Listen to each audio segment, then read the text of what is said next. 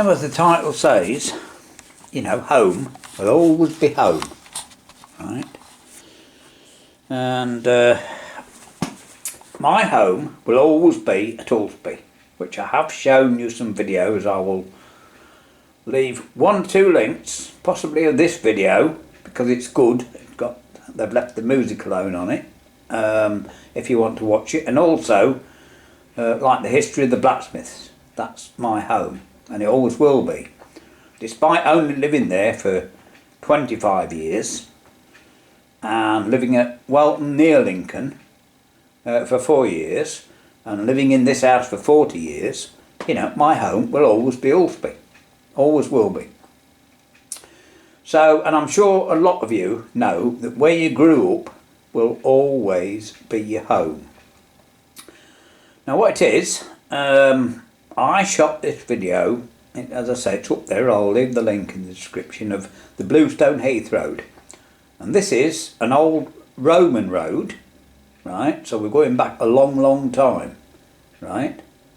This was one of the ways, or the way, that the Romans actually came to Lincoln, you know, past my house at Alsby. So the whys and wherefores we don't know exactly, right? But anyway, that's what it is. But it's a nice pretty route, and I did this video, and I know you like watching videos. Obviously it's in the old aspect ratio, but don't worry about that. You know, you can see it on here. So what I've done,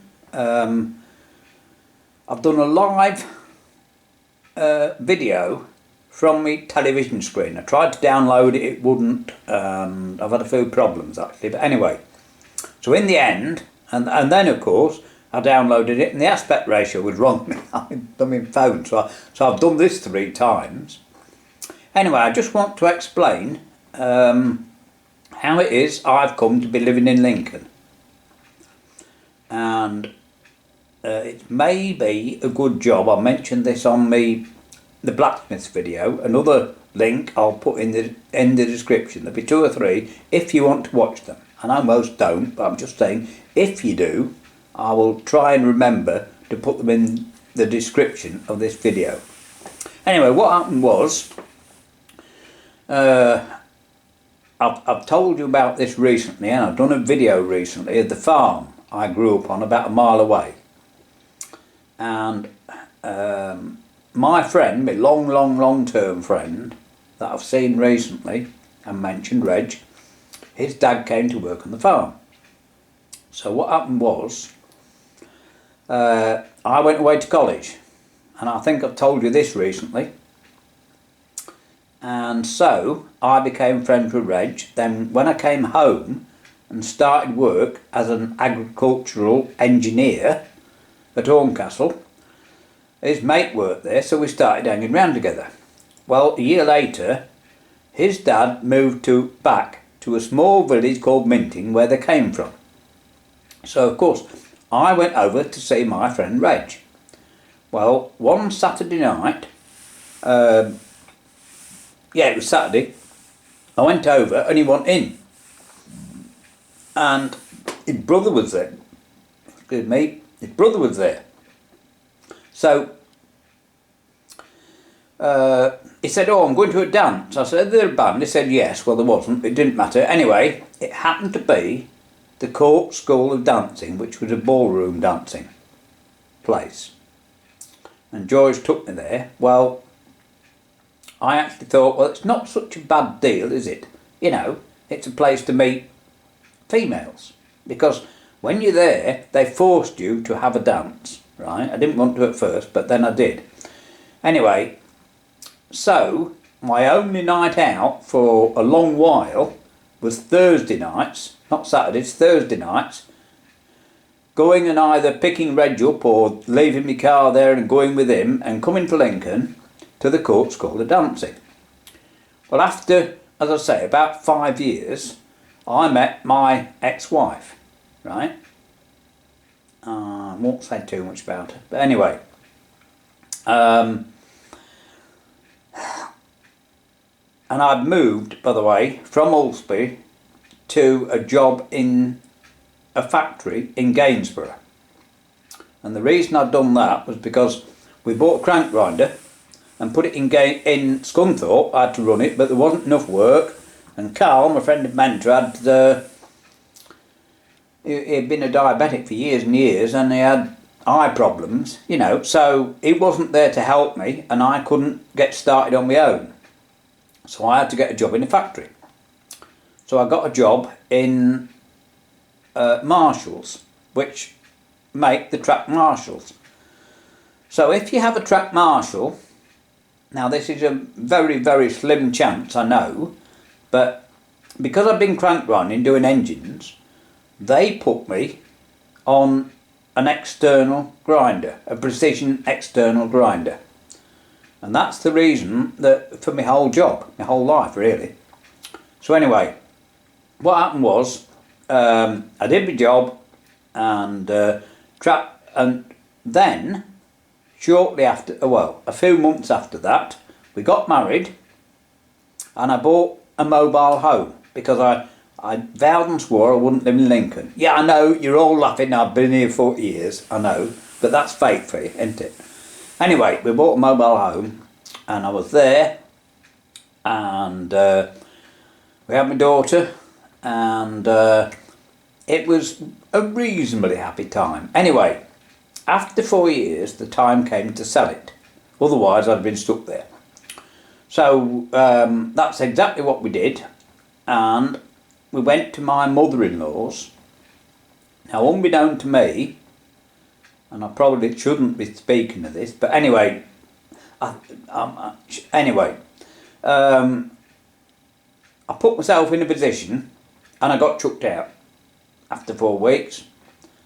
And I went to my friend who originally took me to the Court School of Dancing, and I stayed with him for a few days, which turned into 6 months until I bought this house. So that's the reason I'm living here, and that's the reason that I'm talking to you and living in Lincoln, you see. So it's quite interesting, isn't it?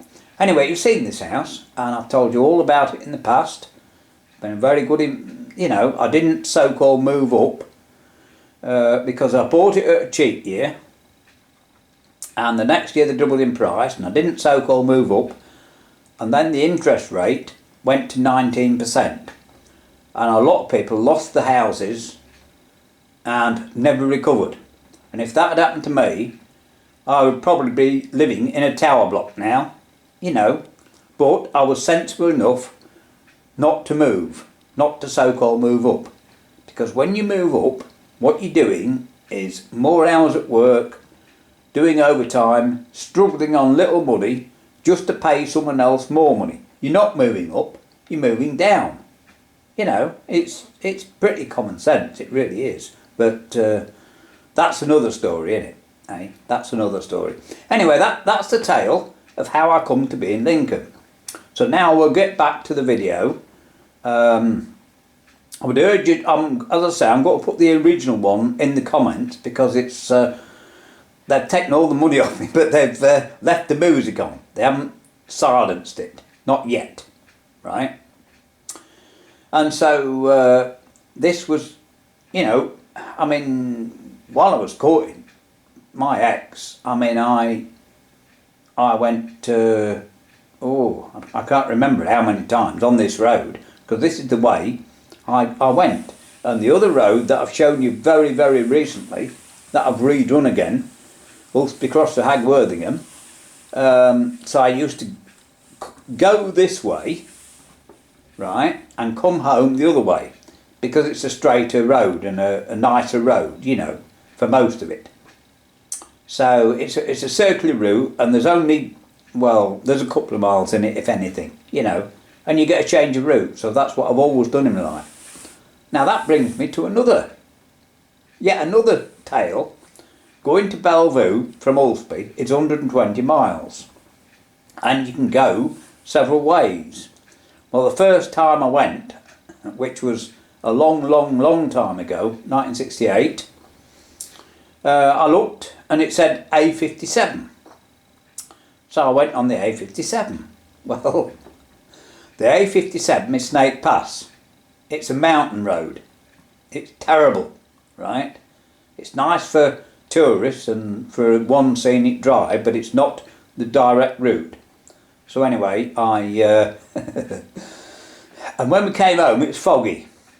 Well, it took us 4 hours. I can remember this. I was in Mini with a friend because we decided to go together that year, and to do 120 miles took me 4 hours, which was pretty slow. And over the mountains on this treacherous mountain pass it was foggy, so you know, that's just clicked another memory that you might like to know about. Anyway, as you can hear, see, sorry, not hear, it's because there's a aeroplane flying about somewhere. A little aeroplane flying about. That's why I said here. And this push bike, look, although we got on with it, as you can see, I waited until it was safe to pass him, right? I just hope you noticed that. And we're nearly at the end, by the way. It's just round these two corners. Now, I'll just tell you, this is the Cadwell Road, as you've seen in the comments. Well, one day, someone was trying, because I came back from Cadwell. I don't know what it was. I came back from Cadwell anyway. And on this next bend, on the right hand side of the road, which you can't quite see now, but just there on the right hand side there was a car on its roof, so someone must have been to Cadwell and come back trying, eh? So there you go, the video ends in a few seconds at the top of the road. So I hope you've enjoyed this tale, and it's something of a video I can do. See you soon.